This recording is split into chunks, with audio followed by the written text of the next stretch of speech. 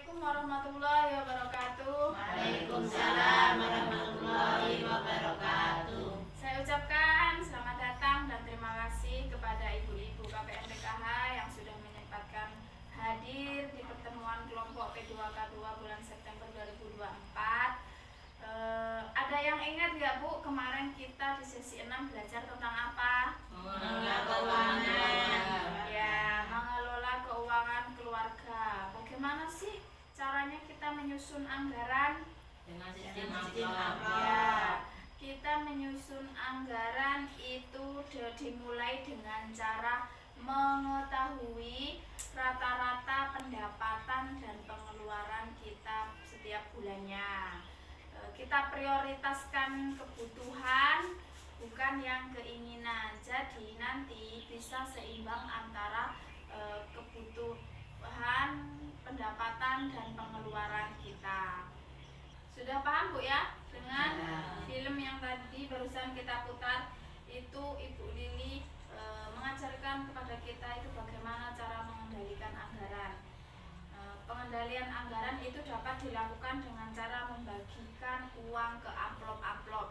Itu bagi yang mempunyai pendapatan tetap setiap bulannya. Misalnya contoh Ibu Ratmi, suaminya bekerja di pabrik, sebulan gajinya 2 juta. Nah, setelah gajian itu kita bagi ke amplop-amplop untuk makan, untuk bayar listrik, untuk anak sekolah. Apa kira-kira pesan yang ada dari film ini Bu? Pesan yang disampaikan Bu Lili dari film ini, apa yang dihadapi Ibu Lili?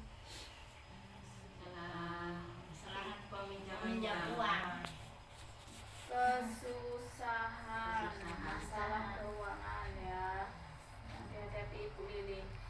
Pesan yang kita ambil dari film tadi itu, jika kita tidak rajin menabung dan tidak dapat mengembalikan pengeluaran, maka kita akan lebih sering berhutang Bu. Hutang yang tidak dikelola dengan cermat itu bisa membawa masalah besar. Contohnya kayak tadi Ibu Lili tidak rajin menabung dan tidak bisa mengendalikan pengeluaran. Ketika anaknya Agus sakit, itu Ibu Lili kebingungan ya, mau meminjam di mana lagi ya untuk biaya berobat anaknya ya. Kita dari sini kita bisa lihat sumbernya dari mana, prosesnya cepat atau mudah, terus perlu jaminan atau enggak, ada batas maksimal pinjaman atau enggak, terus periode atau cara pengembalian itu bisa disesuaikan atau enggak, dan yang terakhir itu bunganya tinggi atau enggak ya. Dari sini kita bisa menghitung mahal murahnya hutang ya yang akan kita pinjam. Sumbernya itu ada dari bank, koperasi simpan pinjam, kelompok simpan pinjam, contohnya PKK, arisan dan lain-lain ya. Terus saudara atau kerabat dekat, dan yang terakhir itu rentenir termasuk bank keliling ya. Kalau misalnya kita mau minjam di bank itu prosesnya cepat dan mudah enggak kira-kira Bu? Enggak ya, rumit ya, karena harus mengisi formulir, melampirkan dokumen, proses penilaiannya lebih ketat. Nah, terus yang kedua, perlu jaminan atau enggak Bu? Perlu ya, mana mungkin orang bank mau ngasih enggak ada jaminan ya. Perlu jaminan, contohnya sertifikat rumah, SPH sawah atau kebun dan lain-lain, BPKB mobil atau motor ya. Yang ketiga, ada batas maksimal pinjaman enggak? Ada ya, tergantung jaminannya apa. Nah, terus yang keempat, cara pengembalian bisa disesuaikan enggak Bu? Tidak bisa ya, itu harus sesuai ketentuan dan perjanjian di awalnya. Kalau misalnya di bank itu perjanjian di awalnya nanti setiap bulan, atau mungkin kalau di kita itu ada 3 bulan sekali atau 6 bulan sekali ya. Nah, terus bunganya cenderung tinggi atau rendah? Tinggi ya. Nah, yang kedua itu koperasi simpan pinjam, Kopda. Contohnya di sini koperasi daerah. Cenderung prosesnya cepat dan mudah atau cenderung rumit? Cenderung rumit. Rumit ya. Perlu jaminan? Perlu ya. Ada batas maksimal pinjaman? Ada ya. Terus cara pengembalian bisa disesuaikan? Tidak bisa. Bunganya tinggi atau rendah? Tinggi ya. Terus kelompok simpan pinjam, contohnya PKK, arisan dan lain-lain. Prosesnya cepat atau mudah? Mudah ya. Kalau kita ada kasnya tersedia, terus kita punya simpanan juga di kelompok tersebut, jaminannya perlu atau enggak? Enggak ada ya. Jaminannya ibu-ibu punya tabungan di kelompok tersebut. Nah, terus ada batas maksimal pinjaman. Ya. Tergantung kesepakatan kelompok, Bu. Umumnya biasanya dikasih pinjam berapa kali? 2 kali ya, minimal. Maksimal. Terus periode cara pengembalian bisa disesuaikan? Bisa. Yang terakhir bunganya cenderung rendah ya. Terus yang keempat, ke tempat saudara atau kerabat. Itu prosesnya biasanya mudah ya, gampang. Perlu jaminan? Enggak perlu lah, sama saudara sendiri ya. Nah, terus batas maksimal pinjaman? Enggak ada ya. Tergantung kemampuan yang mau memberi utang ya. Terus pengembalian bisa disesuaikan? Bisa ya. Bunganya? Enggak ada berbunga. Nah, yang terakhir ini biasanya yang paling sering masyarakat alami itu ke rentenir atau bank keliling. Karena apa? Prosesnya mudah. Tidak perlu jaminan? Tidak, kecuali kalau dalam jumlah banyak minjamnya. Nah, terus batas maksimal pinjaman? Tidak ada ya.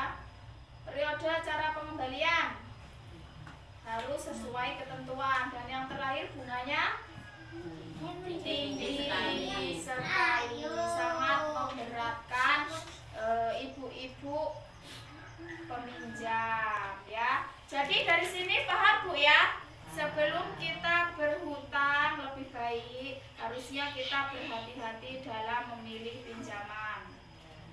Karena zaman sekarang tuh, Bu, ada banyak sekali lembaga atau perorangan yang menawarkan pinjaman.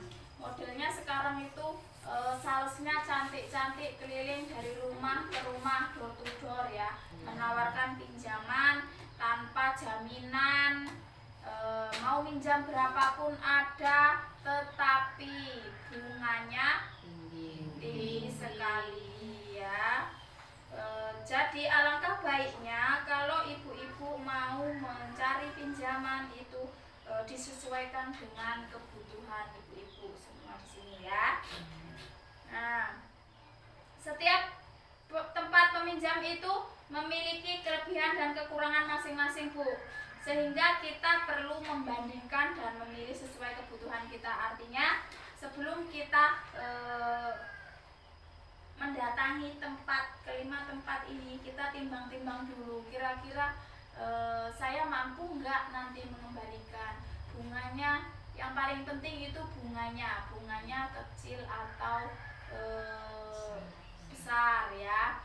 Terus periode pengembaliannya gimana? Itu harus tiap bulan atau nanti bisa per panen kalau kita ya, atau mungkin nanti bisa per setiap timbangan, habis timbangan ya. Kita timbang-timbang dulu, jangan mentang-mentang nanti kita kepepet asal meminjam ya, karena kita butuh. Jadi kita perlu musyawarah ya.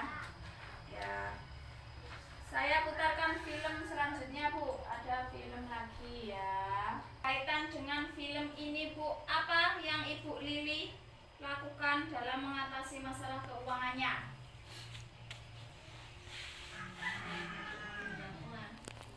Mencari tempat yang tepat untuk meminjam uang. Ya, ya. Jadi sebelum berhutang itu harus direncanakan dulu dengan matang ya Bu ya. Berkaitan dengan film tadi, kita bisa mengambil pesannya. Pinjam dengan rencana matang akan membantu masalah keuangan. Namun akan lebih baik jika kita selalu memiliki tabungan untuk berjaga-jaga ya. Jadi alangkah baiknya kita setiap bulan itu menyisihkan uang untuk ditabung. Kalaupun nanti ada masalah ataupun musibah, kita nggak tahu yang namanya hidup ya. Suatu saat kita bisa memakai uang tabungan dan nggak perlu kita mencari pinjaman ya. Ada nggak hal-hal yang perlu dipertimbangkan sebelum berhutang? Ada ya. Ada hal-hal yang perlu dipertimbangkan sebelum berhutang itu apa Bu? Tadi bernya. Terus? Antara keinginan dan kebutuhan. Bunganya. Ya, terus cara pengembalian. Ya, itu tadi. Hal-hal yang perlu dipertimbangkan sebelum berhutang itu yaitu kita lihat dulu sumbernya dari mana, terus cara pengembaliannya itu bisa disesuaikan atau enggak, terus lagi yang terpenting itu bunganya, pengembaliannya itu tinggi atau rendah ya.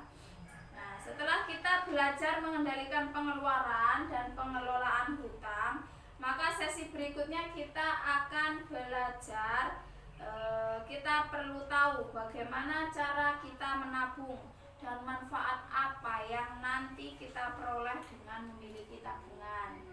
Ada yang mau ditanyakan Bu? Nggak ada, paham ya? Nanti bisa ibu-ibu terapkan di kehidupan ibu sehari-hari yang tadi saya sampaikan.